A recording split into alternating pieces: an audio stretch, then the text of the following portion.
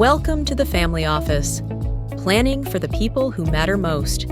So I've been in like 4 or 5 watch parties for World Cup, and it's really cool because the energy is amazing, right? And just everybody there, the environment, and you know, it's free to get in, and you can go and take your kids, and you can have a really good time and spend less than $100. And the restaurants love it. I would imagine it was at a restaurant, right? So no, it's actually in downtown Houston. Oh, really? Okay. Yeah, and it's massive because if you ever been to downtown Houston, like where, like the sports district or whatever you want to call it, right? You got like 4 or 5 different types of stadiums. They're all real close. So I mean, there's a lot of street. The Texans and the Rockets play right over there. The Dynamo, so NRG State. In fact, the game is being played today at NRG Stadium. It's right now. It's I can't remember who's playing, but and Canada played there just recently when they got knocked out. So it's a really good way to go and experience, FIFA or experience football, soccer, right? And not have to spend a ton of money to do it, or spend $2,000 just to get a nosebleed ticket. That's a good point.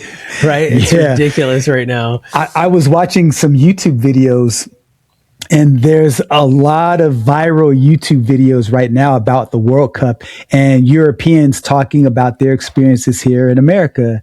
And so they were interviewed, and a lot of them, the common refrain was, we were told that America was unsafe and that you shouldn't go to certain parts, and that, you could be robbed or shot because everybody owns guns there. And they said they got here and their experience was so completely different than what they had been told.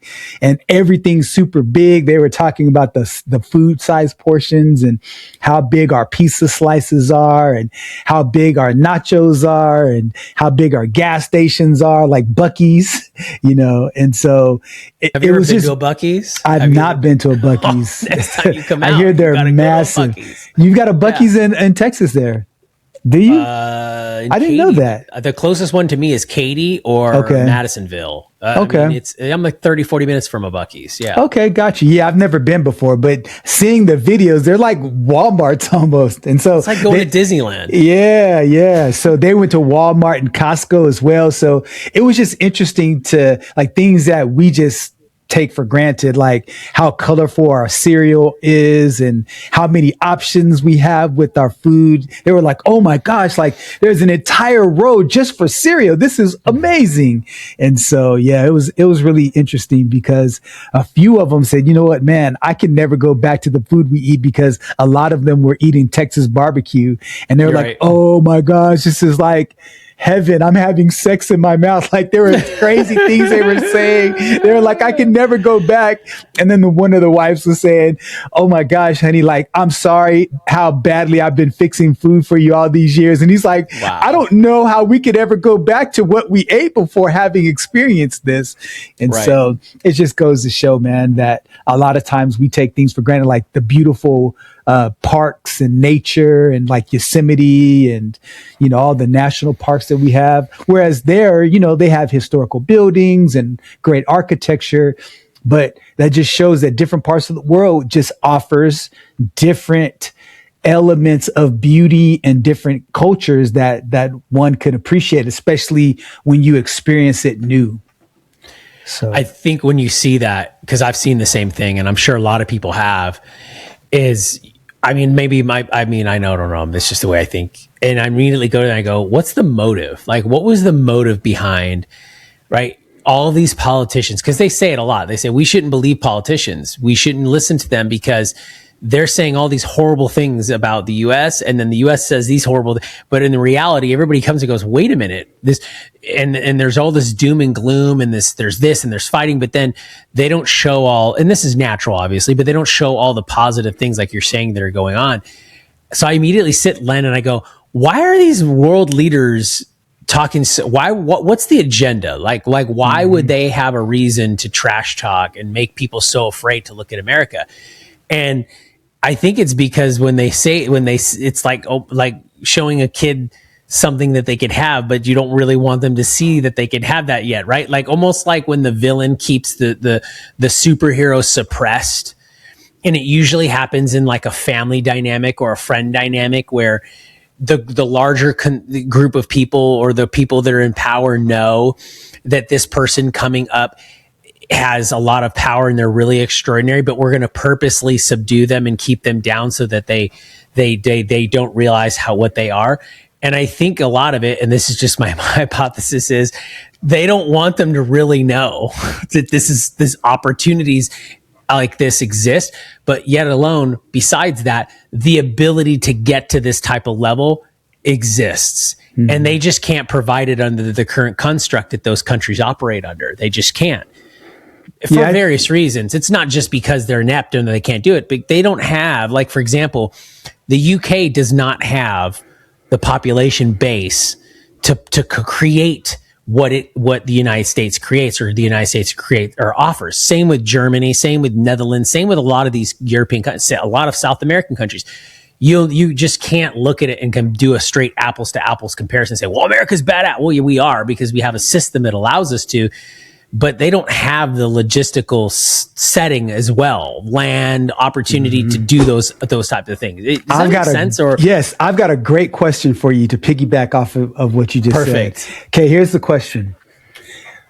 If the UK, if England were a 51st state in the United States, where would you guess that it would rank in per capita income amongst the United States? This is unfair because I already know the answer because I see what you're talking you did? Oh, darn Which is shocking because it's 51st. Yes. It's last. Yes. I couldn't believe that. I couldn't believe that when I see that. What did you think before you heard that statistic? I was like, what would you have guessed? Like the top 10. Yeah. I think there's this perception. Yeah, because typically when I see pictures of England and people depicted in England, the first construct that comes to my mind is, how they talk, like there's a certain level of proper, accent that they have. And then also when I see images of England in particular, you see nice flats and you see paved roads and you see, like high retail shops and things like that. Typically the images we get are all very positive.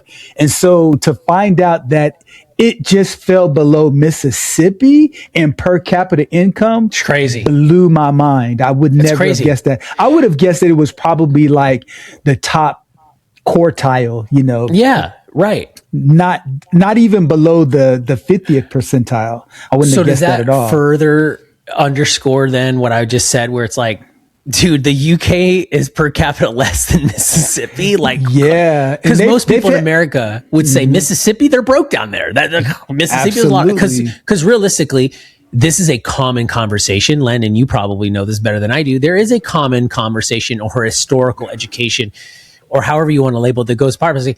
Look, the South has really never really recovered from the Civil War, right? And financially, economically, that's always usually been the most economically depressed areas of the country have been the southern states. Louisiana, well, I would say with the exception of Texas, right? Because everybody in Europe knows about Texas. That's sure. Texas, yeah, but they're not really considered one of the plantation states per se. Right. So. It's a deep South state, but it's not the plant.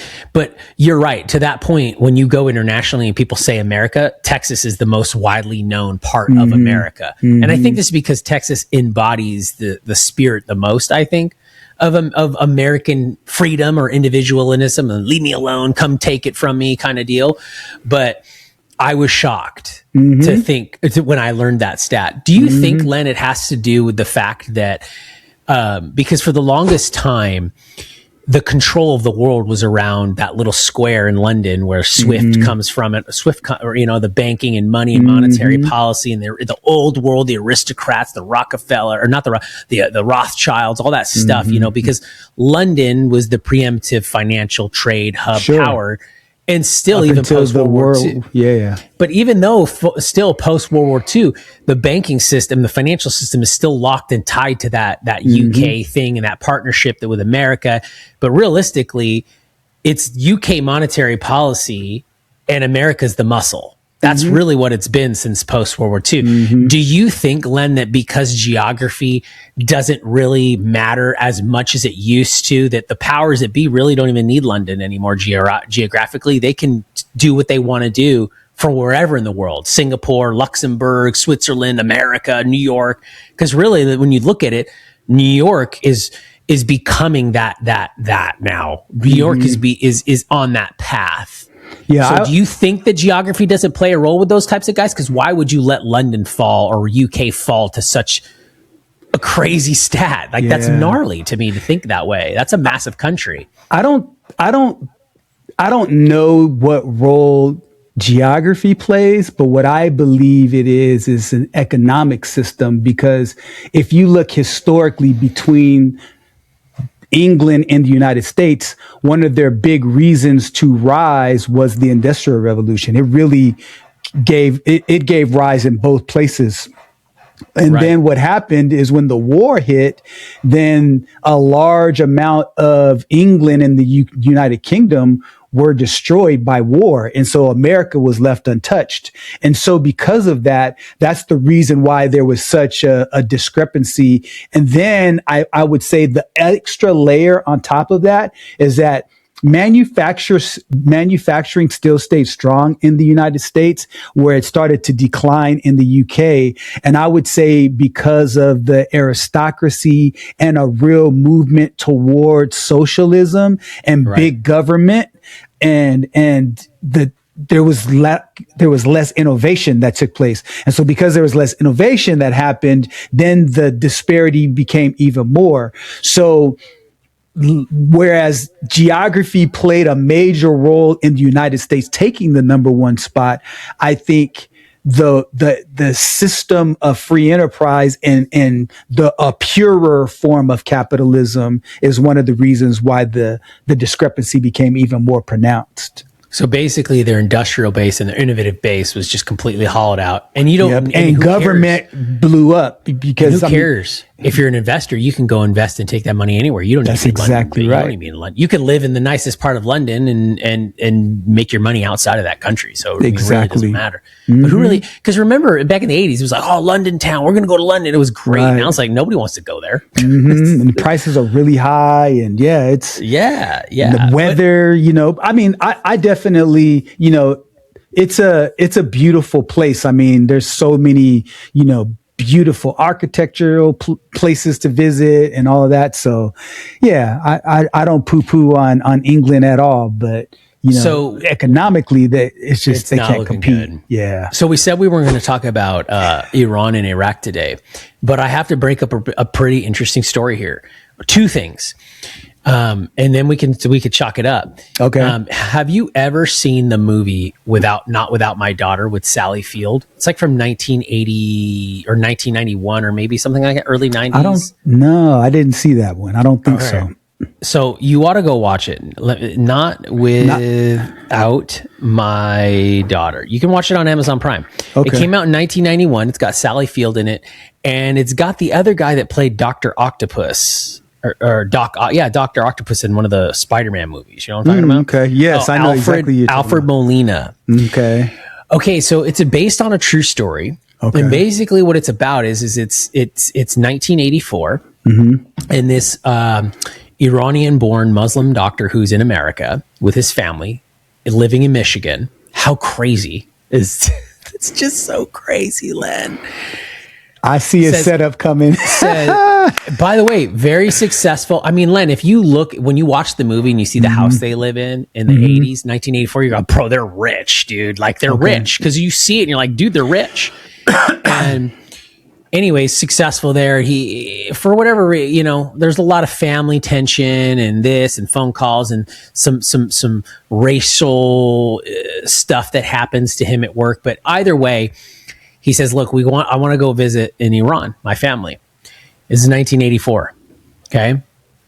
And everything will be safe. I promise. I swear in the Quran, nothing will happen to you. We'll be back in 2 weeks, blah, blah, blah, blah. Long story short, they get there and she has to flee basically because it's under the, it's 1984. So it's no longer the Shah, right? Everything's back to, and he's like, oh, I didn't know. And da, da, da, da. Anyways, she ends up escaping, right? This crazy story, and gets her daughter and herself back to the United States. But go watch it, because it's it's very interesting. And the reason why I bring that up is because I didn't realize that happens. I think everybody ought to go watch that, because there's this big romanticism with women right now, thinking that that's the better way of living, and they don't really understand what's going on over there. And I don't know if it's propaganda, whatever it is, but it's very popular again. And I didn't realize how big it was. And then the other thing, the reason I bring it up is it's been very quiet. And do you think it's because of the World Cup? Good question. Because I think it's been very quiet, Len. It's been very quiet. Negotiations, all of these things have been the straight. I mean, let's see. Oil is at let's see here. Oil's at 68, so it's holding firm. Do you think it's the World Cup? Is there a World Cup phenomenon or of influence going on here that's creating, even though Iran got knocked out, but still, what's your take on that?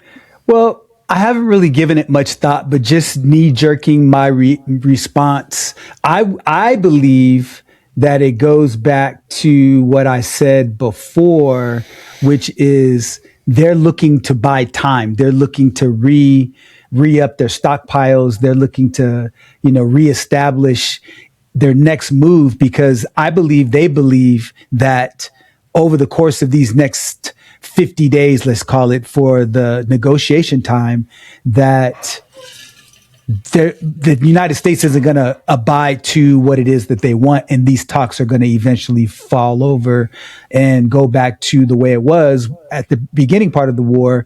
And I believe the strait's going to close back down, because even though gas is down, there hasn't been any kinetic friction lately.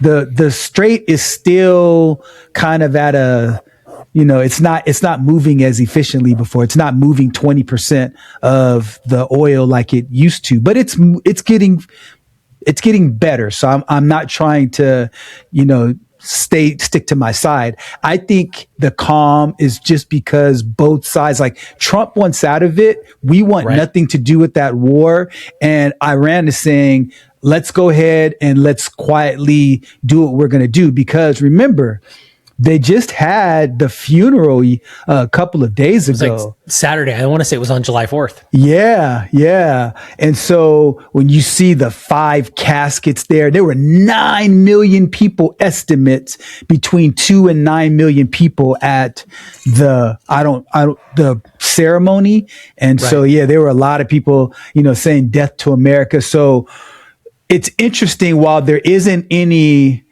fighting that's going on right now, Mushtaba Khomeini didn't show up to the event because there's beliefs that either his face is disfigured or he's dead. Yeah. And so I think more people are believing that he's injured than he's dead, but I tend to think either one is plausible, because it's viable. And the reality is that he's not really the supreme leader. He's the leader. He's the de facto leader. He's the religious or the spiritual head. Yeah, but he hasn't, because the way that it works there, I was watching, there's a guy on YouTube who does a lot of good content. His name is Mario Nawfal. So shout out to Mario. You were trying to sharpen your knife before you talk to me, huh? That's why you're listening to him. Oh man, but let me tell you, man, that guy's channel is pretty interesting. So anyway, so I just watch him because he doesn't give any value judgment. He just interviews lots of different people. Like there was one guy who was over the JCTPA. JCOP? Whatever the Obama failed. Yeah, that one. I wouldn't call it the latter part, but the JCPA or something. The non-active violated agreement from the other side. So anyway, there've been a lot of dignitaries and experts that are talking about the war, and he just interviews experts. So anyway, I just think, to answer your question succinctly, is that I think that both sides are really just trying to lick their wounds and allow this calm to happen as long as possible. But I think the storm's coming. I have a different theory, but I'm not going to get into it today because we said we weren't going to Take too long. I know. Sorry. It'll take way too long. But I do have a different theory that I think is more factual.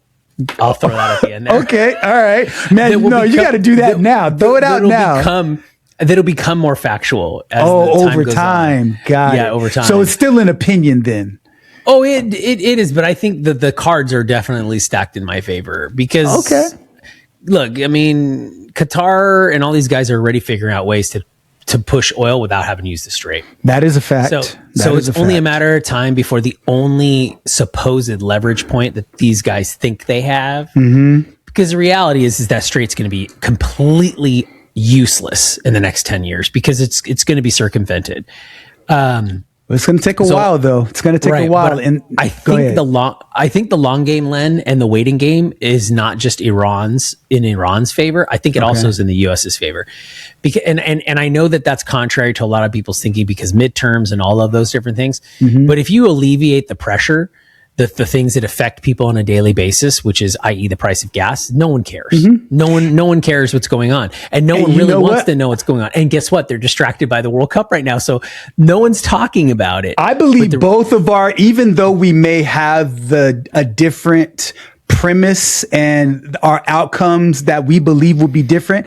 I agree with you. I believe your point is true. Neither side wants that smoke right now. And I think both of them are just for different reasons, just allowing the quietness to work in their favor for different reasons. I agree with you. I do also think that the Iranian regime or Iran in general, the folks that are in control, I do actually think they're actually fortunate and lucky to have a Trump in office, because I think that if there was somebody else in office, like let's say it was another Republican leader, I think they would have been a much more aggressive military campaign. I agree. I agree with that. Trump is doing, and I think Trump really badly wants to come through with the obliteration effect, which is, hey, we're going to come and really inflict pain on you guys. But I think he doesn't want to do that because deep down inside, Trump's not a war guy. And I know we've talked about that, but I don't want to talk about Iran in the US. I think it was just funny but I think we'll explore that topic again. But like we said last time, we'll pick and choose our conversations in short, small bites. Yes. But what I do want to ask you about, Len, because I think this is a little bit more internal, and I think that I think the tides, I think we're becoming more sane again. But that's my fear is that how do we maintain the sanity? And I want to talk about the transgender ruling with sports. So it was recently laid down that, look, if you're basically what the language was that you have to enroll or you have to be in sports leagues based on your biological age, not sex, not the one you identify as. So if you are a woman and you were born a man, you cannot play in the sports, right? So if you were born a man and you're now a woman, you can't play in women's sports. You can't, just because you say you're a woman now doesn't mean you can go play in female sports if you are born that man. So that's very, very clear language. You got to go based off of your gender at birth. What were you? Because you really are one of two things when you're born. It's very binary. What's your thoughts on that, Len? I think it's a huge victory for women. I don't know why people don't see that, or rather why there's a camp that vehemently thinks that that's equality. But I'm curious because I have daughters and I have sons, and to me, I think that this is a right step in the direction for women. So, okay. First thing that I want to say, what the Supreme Court upheld were laws from West Virginia and Idaho. Correct. So essentially, states still have a say to follow the law in the way they see it. However, what the Supreme Court ruling did is to say that they align with the idea that particularly in women's sports, that if you were born biologically a male, you shouldn't participate in women's sports, but you could still participate with other transgender within that particular sport as long as you're all biologically the same. Len, why is it that you think that there's not a line of women becoming men to go play in men's sports, but there's a line of men becoming women to go play in women's sports? Does that not tell you everything you need to know right now? You know, that's interesting. I think though it's because there have been examples. I mean, because like I've seen girls that would go and play tackle football and girls that would wrestle boys, but just physically, it's just such a discrepancy. And so, you know, like for me, okay, so here's how I look at it. I have people in my family that are part of the LGBTQ community. I have people that are very close friends who have children that have been impacted with this whole topic. So it's a topic for me that sits really close to home, both literally and ideologically. And so I have empathy for what individuals who identify outside of the male and female roles, what they go through, because I've seen it firsthand. And so, however, with that being said, I am 100% in agreement that if a male was born biologically a male, they should not compete against females. That is unfair in every sense of the word. And, I remember seeing an Olympic bout where there was a question of one of the boxers' I know what gender, you're talking about. right? Yep, I know what you're talking about. And so, I'm just going to call it a person because I can't see what they have and all that stuff. I'm going to say this person, yes, this human was killing everybody. It wasn't even close. And just to look at the size discrepancy, the size of the hands, the physical build, it was just unfair. And I think that it diminishes the purity of sports, because one thing that I also have a very big affinity towards is sports and everything that it involves symbolically. Like for me, I grew up playing sports. So, the discipline aspect, the team aspect, the camaraderie, all of that. If we're competing on different playing fields, then that removes the meritocracy. And that's the one thing that's a human characteristic, is that we want to be treated fairly. Now, let me pause there for a second and address the 0.5% to 1% of people who are impacted by that. So imagine you have a mom and a dad who have a child who's born male who identifies as female. And this person wants to play in sports. Well, at the school, they go to a public school and maybe there's 600 kids there. There's nobody to compete against this person. And so now they're not able to participate in sports unless they decide to change their gender identity to align with either male or female. So I can understand from that individual's perspective, especially as a parent, and especially as a mom who emotionally connects with her son biologically, who's identified outside of that, there's a different bond between my wife is a boy mom. And I don't care what anybody says, boys and their mothers, there's just a different kind of relationship. I love my dad. It is, man. I don't care what anybody says. It's like daughters and dads. Like there's an affinity there. 100%. For some reason, there's always an affinity there. That's exactly right. Yeah. Cause dads want to protect, and that's their baby girl.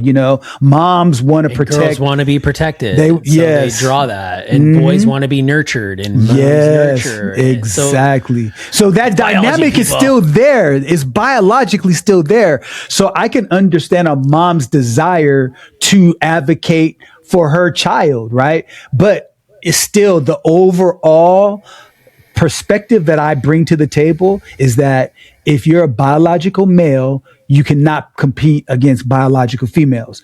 if you're a biological male who identifies as female, by all means, compete against other biological males who identify as females. I'm 100% for that because it's the same. And so I would probably even, if the sport was good and the sport was interesting and I liked it, it wouldn't stop me from watching it, and I wouldn't think twice about it. Right. I think it's a landmark protection against women. I just don't understand why we would want to take away something because the reality, again, it's like I said, you don't see a whole bunch of women trying to infiltrate men's sports, but you always see the men trying to infiltrate the women's sports. And I think it is we just got way too far wacky. I agree. And you're right. The product is the product, because I think that as long as you're creating a good product, but you're promoting it and you're celebrating it. For example, I don't know if you caught the controversy. The girl's name is Sophie, the pointing girl. I'm sure you know what I'm talking about, right? The blonde girl. So Sophie Cunningham that was doing the pointing. Oh, yes. Yeah, because she's besties with Caitlin Clark. And I'm sure you saw look, Caitlin Clark be making a lot of people envious, and a lot of people jealous. And for the right reason. She is taking everything and she is completely transforming the construct of women's basketball. 100%. And it was like, for example, what was it? The data they put out there. She is now 1/4 of the total revenue. It's staggering. They all should be happy, kissing her and hugging her because she's made them all richer. No question. A rising tide lifts all boats. Did you see them? Like the way that the sock and the throat and all this stuff. Yeah, bro. I have a real big issue with how she's been treated, because she's been very, very mature about how she's been treated. Absolutely. Yeah, I respect that. Yeah. So I think even with the midst of that controversy and everything going on, she's making this thing more exciting, because people are like, dude, I want to tune in now. And now she has allies, and it's this other white girl, and it's like, what the heck is going on here? Right? It's great. It's creating. But what I don't like is that, like, dude, like, don't be mad because she's out, athleticing you. She's better than 95% of the players in the league. The only person I can say definitively who's better than her is Asia Wilson. Like, she's the GOAT right now, bar none. So she doesn't get the same amount of coverage because she's phenomenal. But what Caitlin Clark did is she opened the imagination of people, just like Steph Curry. It's possible. Curry, he's a 6'3", short guy for the NBA standards, and he can shoot from anywhere on the court. Right. She brings that same dynamic. So lots of little girls around the world are like, man, I want to be like her. I can do that. Yeah. She's not super tall like Asia Wilson. She's not super athletic. She's a terrible defender, but I'm not saying that as a put down either. I'm not saying that as a slight, because she's amazing. I like watching her play because she will shoot the ball in your eye and talk trash to you at the same time. I respect it, man. So it's good sports. It's good, clean 100%. Sports, because she does it in a good, clean way. 100%. So I think when you look at that and then you look at what's going on, it's like people always, they're trying to find a way to create, you got to pick a side. You got to pick a side. You got to pick a side. You got to. So when you're threatened by that, and you just get too wonky with it. So I think sports products can be sports products if they're invested and they're promoted, and if they're not, let them die. Yep. I agree. And so I'm glad that passed, because it just creates a lot of confusion for kids, because the kids are looking at this and going, what the hell do I do now? Right. Yeah. And it just doesn't look normal. It's just not normal. It's just not a normal thing. It just doesn't feel normal. I agree. I agree. So with that being said, Chris, any parting words before we wrap up? Have a killer week, everybody. Like, subscribe. If you like this, drop a comment. We'd love to hear from you. Len, see you on the next one, sir. Always a pleasure. Conversation has given you clarity on your next steps. Please share this episode with someone who's walking the same path. Don't forget to like and subscribe so you won't miss future episodes. And remember, planning ahead isn't just prudent, it's an act of care. Thanks for joining us, and we'll see you next time on the Family Office.